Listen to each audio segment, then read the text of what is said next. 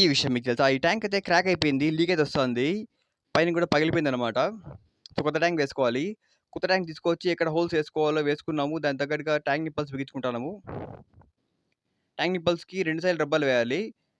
కింద నీళ్లు పోయే చోట అయితే మాత్రం ఖచ్చితంగా క్లియర్‌గా పర్ఫెక్ట్‌గా చేయాల్సిందే. గమ్ వేసి పర్ఫెక్ట్‌గా థ్రెడ్స్ దానికంతా గమ్ వేయాలా. రిన్ చేసి బాగా టైట్ చేసుకున్నాం. లీక్ అవ్వకూడదు కాబట్టి. థ్రెడ్స్‌కి అంతా గమ్ వేసుకున్నాం. ఇన్ కేస్ లీక్ అయ్యే ఛాన్స్ ఉన్నా ఆగిపోవాలా.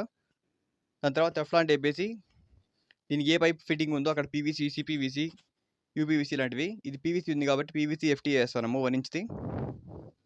యాజ్ ఇట్ ఈస్‌గా అన్ని జాయింట్లు ఇచ్చేసి పర్ఫెక్ట్‌గా ఇప్పుడు నీళ్ళు ఆన్ చేసి చూడాలా. ఇక్కడ మోటార్ ఇన్లెట్ ఇది. ఇది కూడా కనెక్షన్ ఇచ్చేసినాము. సో, ఇప్పుడు ఆన్ చేసి చూస్తున్నాము. నీళ్ళైతే వస్తున్నాయి. నెక్స్ట్ లీకేజ్ టెస్ట్ చేయాలా. ఇప్పుడు ఈ నీళ్ళు కొంచెం నిండినా కూడా మనకి లీకేజ్ అనేది తెలిసిపోతుందన్నమాట. సో, ఇక్కడెక్కడ లీకేజ్ లేవు. ఫ్లో బాగానే ఉంది. ఎక్కడ లేదు. పర్ఫెక్ట్‌గా సెట్ అయిపోయింది ఇలాగైతే.